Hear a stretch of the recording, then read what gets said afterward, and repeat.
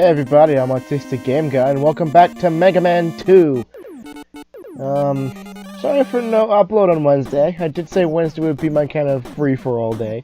I could either upload Mega Man, something different on some sort of other series, probably New Super Mario Brothers, or just take a day off because college is kind of a piece of garbage at points. But anyway, speaking of a piece of garbage, welcome to Woodman. You may be noticing I have a lot of lives stored up. I don't die as much in this game as I do Mega Man 1. It's not as difficult by any stretch most of the time. So I think I just got lucky with the amount of lives I got, so there's no game overs in this. But Woodman stage, I have a few problems with. We're not going to be seeing most of the problems until a little bit longer. I guess this guy is technically the cause of it. You see this? I think Hot Dog is these things called. It spews fire in a kind of arc. The first two fights are somewhat okay, it's just a game of timing. And of course the screen flickers like nuts and... well, not screen, the sprites do, but you can't really tell half the time what stuff is. Especially if you're watching it at 30 frames per second and Mega Man could just disappear.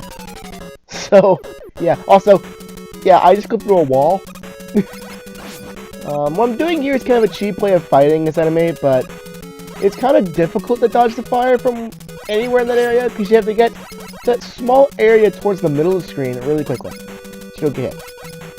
And then you have to jump at precisely the right time to dodge some of the bigger flames, as you have to be exact, at the exact arc. If you don't have the exact arc, you're not going to jump over that fire. And it's even more difficult that you can find space like this. So, for me, I'm just going to do this. This is the way I do it whenever I don't want to use any of my special weapons. And I don't know exactly what works the best against a Hot Dog. So, Mega Buster up there. Very difficult to do, but it's kind of cheap. A lot faster than normal than it is on difficult. Because difficult, actually, things take more hits. You do less damage, technically. So, you have to do things for a lot longer time. Normal, I would have been done by now. Yeah, yeah. This is the reason why the video is as long as it is. If I didn't do this, the video would be less than 10 minutes. And I'm not doing less than 10-minute videos because 10 minutes is like a good time in order to do some sort of recording for a video, because something less than that seems a little cheap. But just over 10 minutes, people might think, oh, you're doing it because you can just barely get the mid-roll, and people have been complaining about stuff like that for years. I don't get paid. I don't get paid to do YouTube yet. I probably won't be getting that for a long time. I'm doing just over 10 minutes because around 10 minutes is fine by me. It takes a good amount of time to render. It doesn't take that long in order to upload for my usual standards. And in terms of recording, it doesn't take that long. I can handle 10 minutes. I could do 20 minutes. I've done 20 minutes before, but the way college is right now, it can be a bit difficult. Anyway, those birds are really hard in order to dodge. Shoot the egg and not the birds unless you're trying to grind, and even that's not the best. But here's one of the main problems I have with this stage. These rabbits here. They shoot carrots in your direction, right? First one's fine. You have to try to jump over both the carrots and the rabbit in that area. Bubble Lead makes it really easy, but if you haven't taken on Bubble Man yet, well, you might have to find some other workaround, because stuff like that happens. Especially with the staircase room, you have to be careful while you jump. And now the part I really wish was a lot better. Kind of like the crabs in Bubble Man stage, these Roadrunners only appear once. And while the crabs do something interesting with the fact that one goes in front, one goes behind, and they can knock you in the pits if you're not careful, so it's their pattern. This, if you see one that appears on screen, stop and then jump over you. And they never show up again. And they're so fast, you can't even kill them with a Mega Buster in difficult. You almost said advanced. Yeah, so advanced. Yeah, playing the game on the original difficulty is so advanced nowadays. You don't want to do Woodman first. Trust me, this boss is flawed. You see, what I'm trying to do here is use the Mega Buster in order to fight Woodman, but there are a couple problems with this. Woodman has a leaf shield. That's the weapon you get from him. His leaf shield will knock away all projectiles. And I mean every single projectile. There's nothing you can do to get rid of that leaf shield. You have to dodge it. Dodging it is nearly frame perfect, especially against super close like this, where it's almost impossible to do anyway. And even when it's fired, it can still deflect your shot. So you have to dodge it and then fire in order to make it through. Use Metal Blade instead of the Mega Buster if you have it, or otherwise use the weakness of Atomic Fire. But make sure you charge it at least a little bit. You won't have enough ammo otherwise. Not to my knowledge. And here's a weird thing. The leaves from the Leaf Shield and the leaves that Woodman makes drop from the top both have the same sprite, except for the leaves being animated on the one falling down. The weird thing is, the Leaf Shield does more damage than the falling leaves. They don't do the same amount of damage. If you take damage in order to get through, make sure it's from the falling leaves.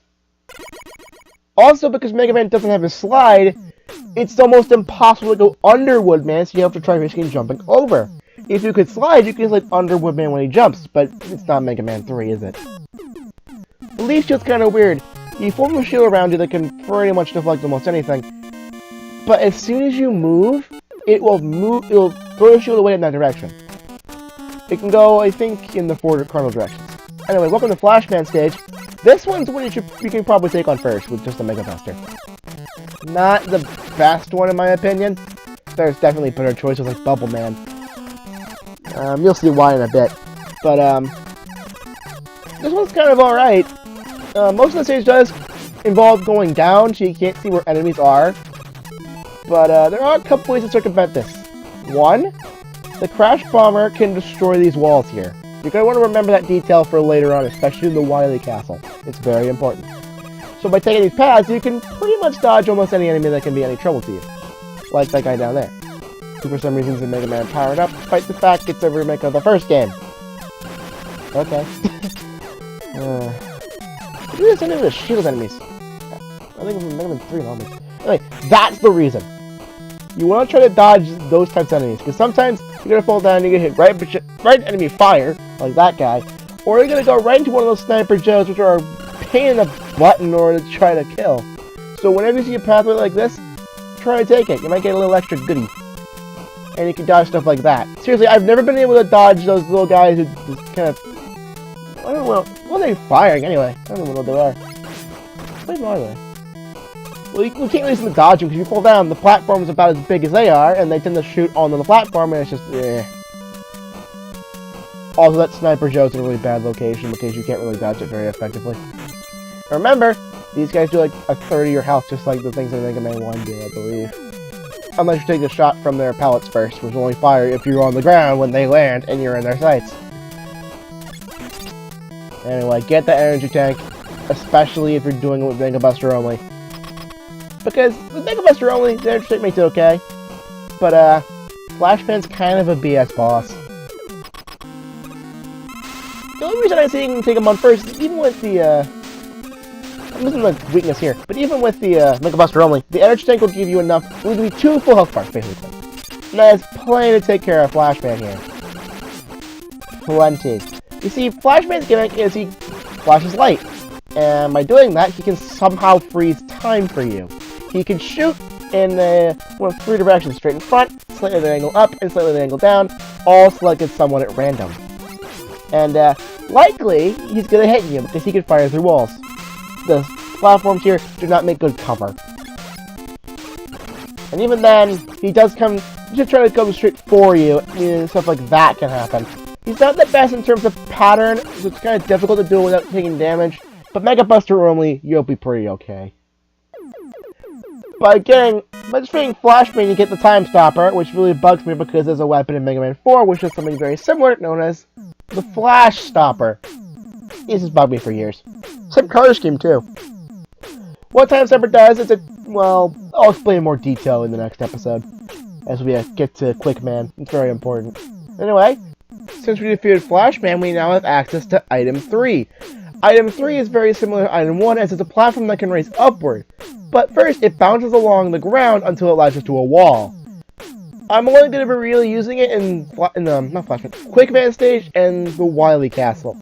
Other than that, Item 1 beats it because, well, you don't have to worry about that latching on the walls. See you next time for the last 2 Robot Masters.